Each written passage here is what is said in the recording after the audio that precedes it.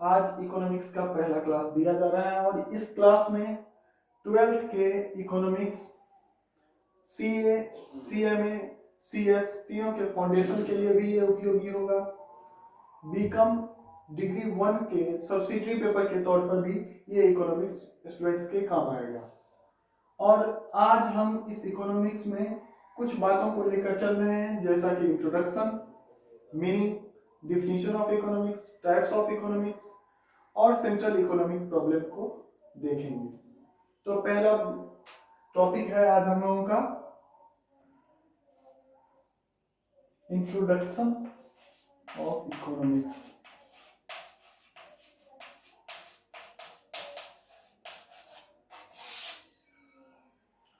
Economics word एक Greek word से आया हुआ है जो कि है ओ इकोनोमिया।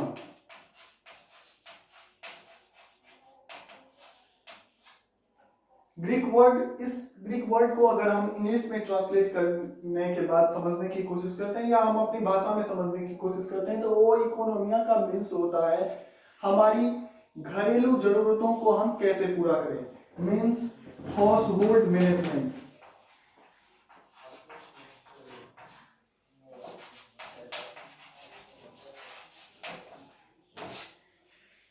तो जब इकोनॉमिक्स अपने शुरुआती समय में था, शुरुआती स्तर में था, उस समय में लोगों के पास इतनी आर्थिक समस्याएं नहीं थी जो उनके लिए वो इकोनॉमिक्स के ज्ञान को अप्लाई करते। तो वहां पर केवल हाउस होल्ड मैनेजमेंट के लिए ही इकोनॉमिक्स के ज्ञान का उपयोग किया जाता था। इसके बाद धीरे धीरे डेवलप जो हम लोग डेवलप होते गए, इकोनॉमिक्स का कंसेप्ट, उसके डिफिनीशंस, उसके पॉलिसीज, उसके नियम सारे चेंज होते गए और आज हम इकोनॉमिक्स के सबसे डेवलप्ड स्टेज पर पहुंच चुके हैं। इस टॉपिक के बाद हम तुरंत ही बिना समय लिए हुए आगे बढ़ना चाहते हैं और चलते हैं डिफिनीशन या मीनिंग ऑफ इकोनॉमिक्स। लेकिन इस टॉपिक को शुरू करने से पहले हम लोग ये जान लें कि इकोनॉमिक्स पढ़ना मतलब इंट्रोडक्शन टॉपिक को जानने के बाद हम लोगों के लिए ये जानना सबसे जरूरी है कि हमें इकोनॉमिक्स क्यों पढ़ना चाहिए। Why should we study economics? Economics पढ़ने से पहले सबसे बड़ा क्वेश्चन जो हर एक स्टूडेंट के दिमाग में आता है, why should we study economics?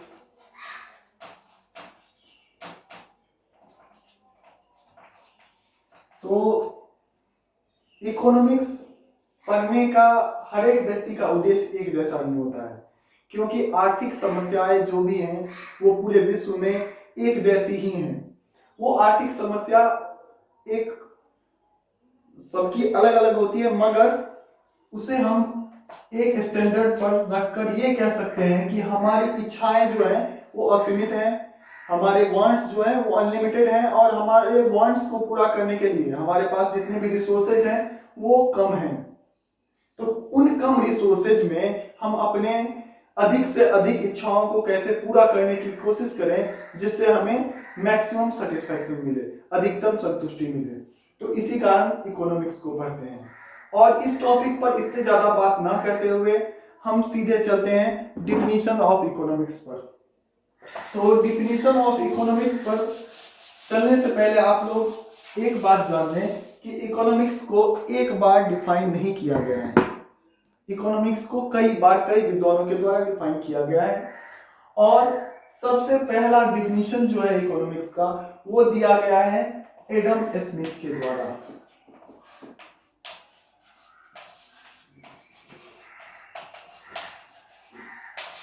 Adam Smith को फादर ऑफ इकोनॉमिक्स के नाम से भी जाना जाता है, क्योंकि सबसे पहले इकोनॉमिक्स के बारे में दुनिया को उन्होंने ही बताया था। कब? तो 1776 में 1776 में उन्होंने एक बुक लिखी थी, पब्लिश की थी, जिसका नाम था an inquiry into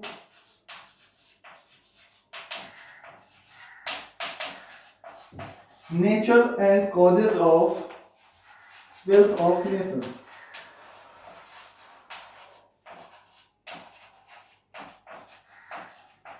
nature and causes of wealth of nation.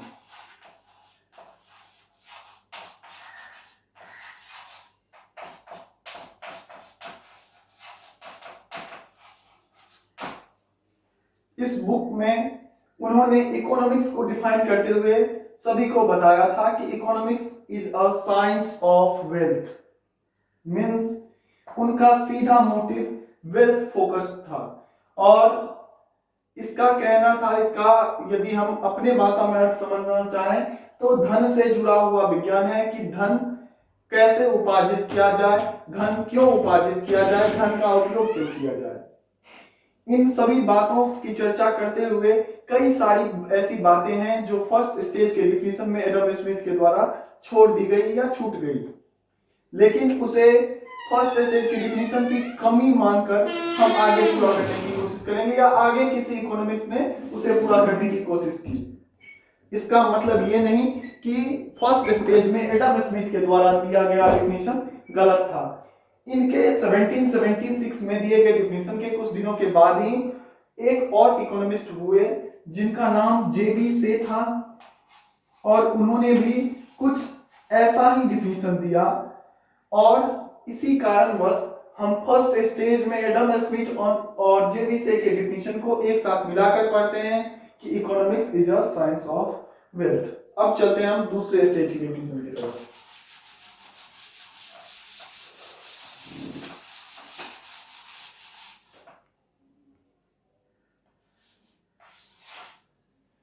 यहां पर धन की चर्चा हो चुकी थी, लेकिन धन का उपयोग कौन करता है? सबसे बड़ा प्रश्न हमारे सामने ये रहा कि धन का उपयोग करता कौन है। तो धन का उपयोग हमेशा हम देखते हैं कि इंसान ही किया करते हैं और इंसान अपने धन का उपयोग क्यों करते हैं? तो वो अपनी इच्छाओं को पूरा करने के लिए, अपने परिवारजनों की इच्छाओं को पूरा करने के लिए, मीन्स वो वेलफेयर के मोटिव से धन का उपयोग करते हैं, अपने कल्याण के लिए या अपने परिवार के लोगों के कल्याण के लिए। इस बात को सबसे पहले लोगों के सामने रखा मार्शल साहब ने, जिनका पूरा नाम अल्फ्रेड मार्शल था।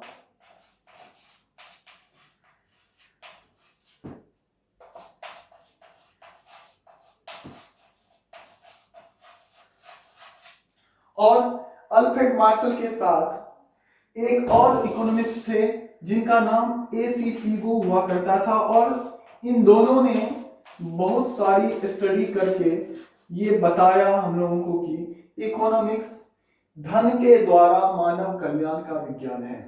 Economics is a science of material wellbeing. Means जो भी रिसोर्सेज किसी एक इंसान के पास है, उन रिसोर्स का सर्वोत्तम उपयोग करते हुए वो अपना कल्याण कैसे करें और उससे अपने परिवार के लोग, समाज के लोगों का कल्याण कैसे करें।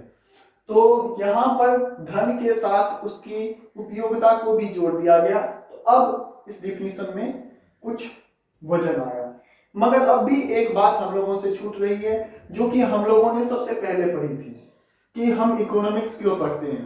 तो हम इकोनॉमिक्स पढ़ते ही इसलिए हैं कि हमारे पास संसाधन बहुत कम मात्रा में है और हमारी जरूरतें जो है वो बहुत अधिक हैं और उन कम संसाधनों से हम अपने अधिक से अधिक जरूरतों को कैसे पूरा करें ताकि हमें अधिकतम संतुष्टि मिल सके। तो इन चीजों के लिए थर्ड स्टेज में इकोनॉमिक्स को डिफाइन किया गया सर लियोनेल रॉबिन्स के द्वारा।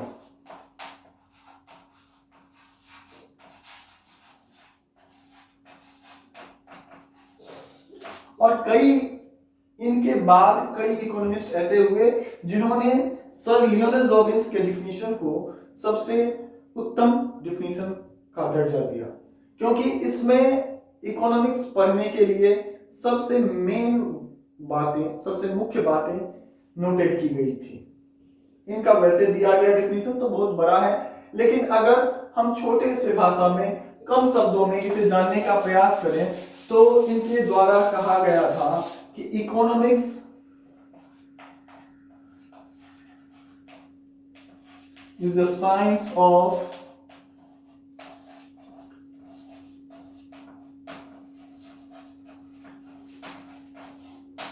Choice making.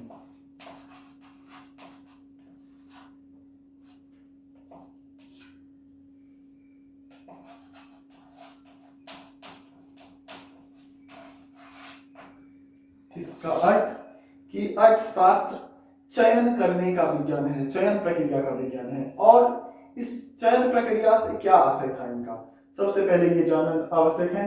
इस चयन प्रक्रिया से आशय ये था कि हमारे पास जितने भी संसाधन हैं उन सभी संसाधनों का एक से अधिक उपयोग हुआ करता है और हमारे जरूरतों की भी कोई सीमा नहीं है। जब हमारी एक जरूरत पूरी होती है दूसरी आवश्यकता खुद ब खुद जन्म ले लेती है। तो हम अपने विभिन्न उपयोग में लाने वाले रिसोर्सेज मींस अल्टरनेटिव यूज वाले संसाधनों को कैसे अपने किस वांट्स पर खर्च करें ताकि हमारा वो वांट पूरा हो और उससे मिलने वाली सेटिस्फेक्शन जो हो हमारे लिए मैक्सिमम हो।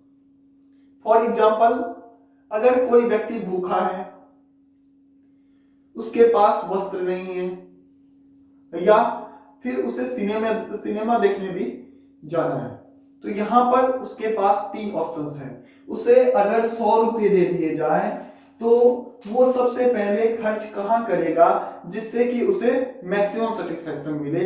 तो यहां बताया गया है कि मैस्लो हायरार्की नीड्स, जो कि आप लोगों को बिजनेस स्टडीज के मार्केटिंग चैप्टर में पढ़ने का मौका मिलेगा, लेकिन यहां पर इतना ही जानना चाहते हैं कि इंसान की सबसे पहली जरूरत होती है भोजन, food, second cloth and third is shelter. Shelter कहें या इसे हम होम भी कह सकते हैं। तो सबसे पहले इंसान को सरवाइव करने के लिए धरती पर फूड की जरूरत होती है। इकोनॉमिकल भाषा में अगर कहा जाए तो वैसे ऑक्सीजन की भी जरूरत होती है, पानी की भी जरूरत होती है, लेकिन इन चीजों को हमें खरीदना नहीं पड़ता। इन चीजों के लिए हमें अपने रिसोर्सेज एक्सपेंड नहीं करने पड़ते हैं। यहाँ पर रिसोर्सेज एक्सपेंड करने पड़ते हैं, मुख्य जरूरतें उसके लिए है हमारी फूड, क्लॉथ्स और शेल्टर। ठीक, अब उस व्यक्ति के एग्जाम्पल पर हम दोबारा वापस आ जाते हैं कि उसके पास ना तो फूड है ना ही क्लॉथ है और उसे मूवी देखने भी जाना है। तो सबसे पहली कौन सी ऐसी जरूरत होगी जिसे वो पूरा करना चाहेगा?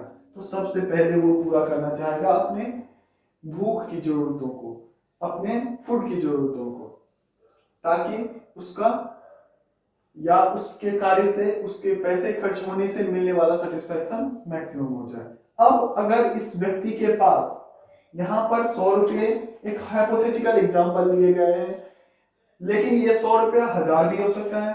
अगर फूड पर पैसे खर्च करने के बाद, फूड से सेटिस्फेक्शन प्राप्त करने के बाद अगर उसके पास और भी रिसोर्सेज बच जाते हैं तो वो उसके बाद अपने कपड़ों पर खर्च करेगा, और यदि कपड़ों पर खर्च करने के बाद संपूर्ण सेटिस्फेक्शन प्राप्त करने के बाद भी उसके पास कुछ पैसे बच जाते हैं तब वो इंटरटेनमेंट के लिए उसे खर्च करना चाहेगा। तो यहां पर ये कह सकते हैं कि उसके पास जो रिसोर्सेज थे उसके अल्टरनेटिव यूजेस थे और उन अल्टरनेटिव यूजेस में से कोई एक ऑप्शन उसको चूज करना था। तो इसी कारण लियोनेल रॉबिन्स के द्वारा इकोनॉमिक्स को चॉइस मेकिंग का विज्ञान भी कहा गया है। अब डिफिनेशंस के सेक्टर पर इससे ज्यादा बात इस डिफिनेशन पर हम नहीं करने जा रहे हैं। नेक्स्ट स्टेज में डिफाइन किया गया इकोनॉमिक्स को, मींस फोर्थ स्टेज में इकोनॉमिक्स को डिफाइन किया गया प्रोफेसर पॉल ए सैमुअल्सन के द्वारा। Professor Paul Anthony Samuelson means P.A. Samuelson.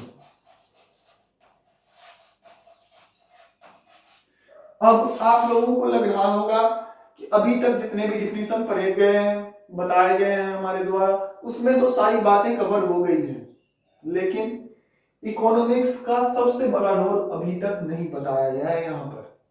तो इकोनॉमिक्स का रोल होता है सबसे बड़ा कि किसी भी निश्चित जगह के ग्रोथ और डेवलपमेंट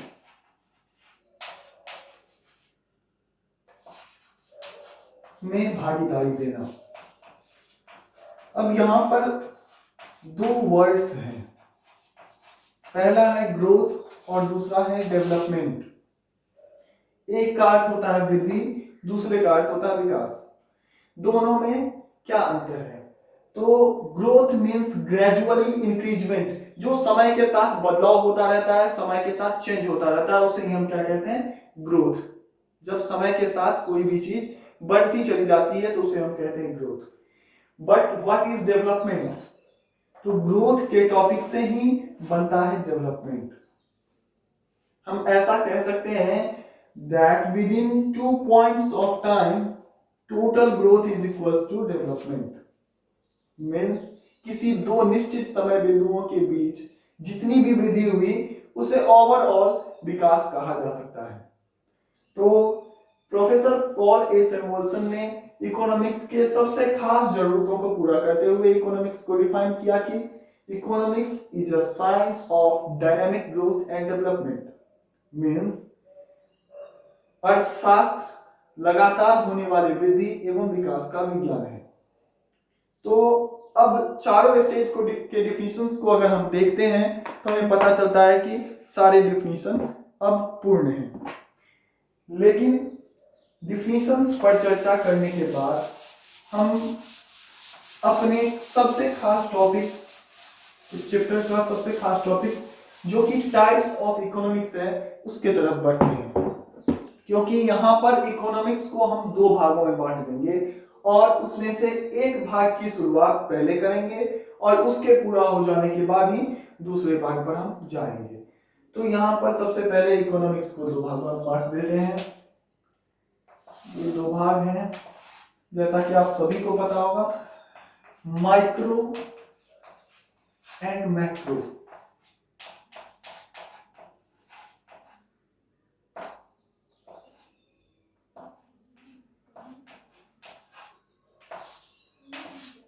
इस दो वर्ड से आप सभी लोग परिचित होंगे। माइक्रो मीन्स सीधी सी बात छोटा और मैक्रो मीन्स बड़ा। आप सभी लोग माइक्रो ऑर्गेनिज्म और मैक्रो ऑर्गेनिज्म के बारे में अभी तक पढ़ चुके होंगे। तो माइक्रो और मैक्रो का सीधा सा मीनिंग यही है। तो जब कभी भी इकोनॉमिक्स किसी इंडिविजुअल की स्टडी करता है, किसी व्यक्तिगत की स्टडी करता है, एक व्यक्ति की स्टडी करता है, एक स्थान की स्टडी करता है, एक समूह की स्टडी करता है, तो उस कंडीशन में इकोनॉमिक्स को माइक्रो इकोनॉमिक्स बताया जाता है। और जब भी कभी इकोनॉमिक्स एक एग्रीगेट की स्टडी करता है, समूह की स्टडी करता है, तो फिर उसे मैक्रो बताया जाता है।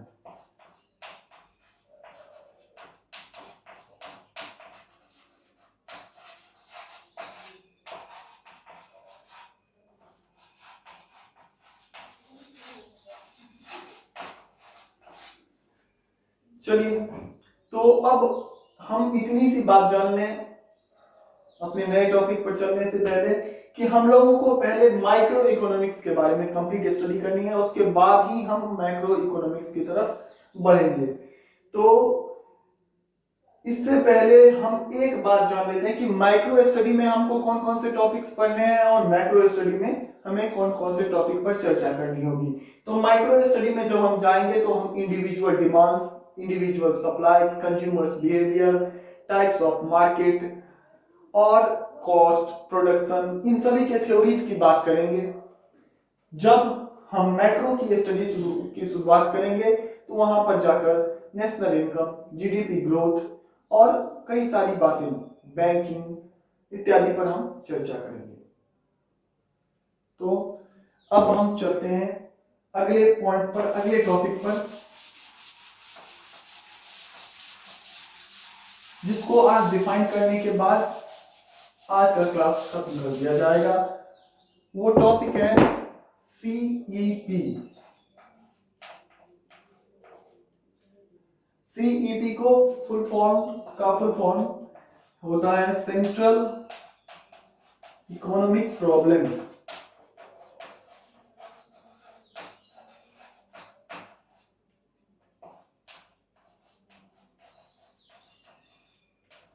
इसको हिंदी में केंद्रीय आर्थिक समस्याओं के नाम से भी जाना जाता है।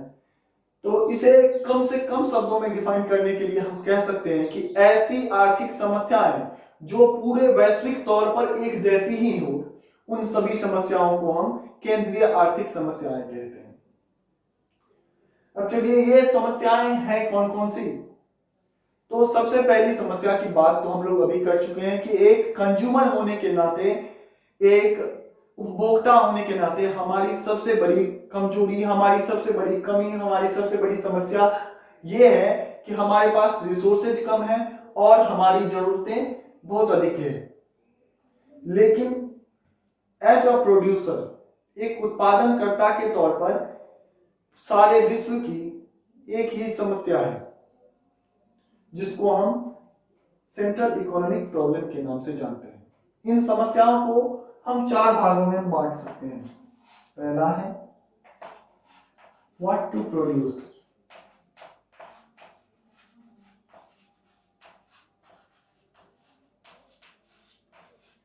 मतलब किस वस्तु का उत्पादन किया जाए जिसकी मांग अधिक हो। सबसे पहले जवाब हमारे दिमाग में यही आता है कि उस वस्तु का उत्पादन करें जिसकी मांग अधिक हो। मगर जब हम अलग अलग देशों को उसके इकोनॉमी अर्थात उसके आर्थिक केंद्र बिंदु या आर्थिक स्ट्रक्चर के हिसाब से, इकोनॉमिकल स्ट्रक्चर के हिसाब से समझने की कोशिश करते हैं, तो हम उन्हें 3 भागों में बांट देते हैं। अर्थव्यवस्था के हिसाब से सभी देशों को पूंजीवादी अर्थव्यवस्था, समाजवादी अर्थव्यवस्था और मिश्रित अर्थव्यवस्था means capitalistic economy, socialistic economy और मिक्स्ड इकोनॉमी में बांटा जा सकता है।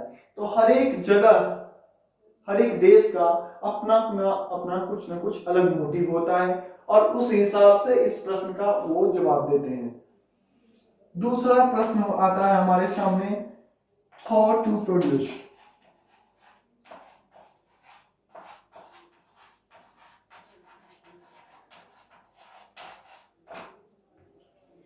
तो व्हाट टू प्रोड्यूस की समस्याओं के समाधान के बाद, अभी हम आप लोगों को समाधान के बारे में नहीं बता रहे हैं, लेकिन इस समस्या के समाधान के बाद दूसरा क्वेश्चन हमारे सामने आकर खड़ा होता है कि हाउ टू प्रोड्यूस, उत्पादन किया कैसे जाए। तो उत्पादन करने के मेनली 2 ही तरीके होते हैं। एक होता है लेबर इंटेंसिव टेक्निक और दूसरा होता है कैपिटल इंटेंसिव टेक्निक। मींस एक में कैपिटल की उपयोगिता ज्यादा होती है और दूसरे में लेबर की मात्रा की उपयोग ज्यादा होती है। इन 2 प्रश्नों के बाद और 2 प्रश्न ऐसे हैं जिन्हें हम केंद्रीय आर्थिक समस्याओं के तौर पर रख सकते हैं और सुलझाने की कोशिश कर सकते हैं। वो 2 समस्याएं हैं। तीसरा, फॉर whom टू प्रोड्यूस।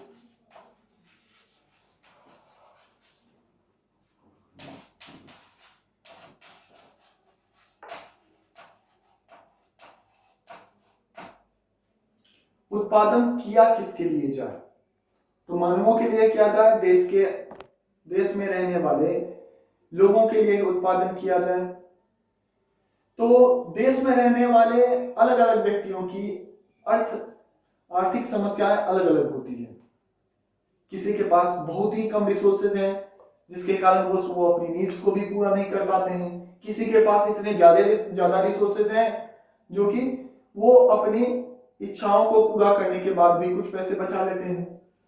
तो अलग अलग व्यक्तियों की जरूरतें अलग अलग नहीं होती है, लेकिन अलग अलग व्यक्तियों की इच्छाएं जरूर अलग अलग होती है। तो उन सभी इच्छाओं को ध्यान में रखकर किसके लिए उत्पादन किया जाए और क्या उत्पादन किया जाए, इस समस्या का भी समाधान तीसरे प्रश्न में होता है। और चौथा और सबसे आखिरी लेकिन सबसे महत्वपूर्ण बिंदु ये होता है कि what should we save for next generation. Means हम कितने संसाधनों का खुद के लिए उपयोग करें और कितने संसाधनों को अगले जनरेशन्स के लिए बचा कर रखें, या दूसरे शब्दों में इसे हम कह सकते हैं कि what provisions should be made for, what provisions should be made for economic growth